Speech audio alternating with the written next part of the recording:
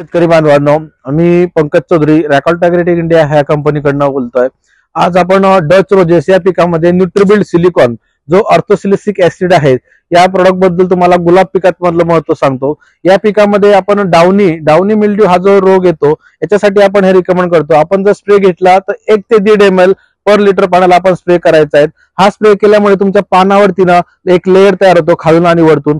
हा लेअर तयार झाल्यामुळे जी डाउनीची बुरशी आहे ती ग्रो होऊ शकत नाही।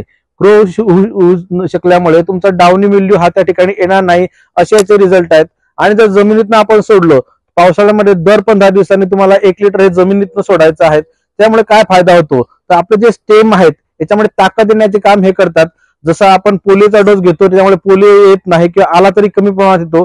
जसा कोरोनाचा डोस घेतो, जर कोरोनाचा डोस घेतल्यामुळे जर आपण कोरोनाचा डोस घेतल्यामुळे जो कोरोना येणार आहे हा येणार नाही किंवा आला तरी कमी प्रमाणात येईल, असे याचे न्यूट्रिबिल्ड सिलिकॉनचे रिझल्ट आहेत।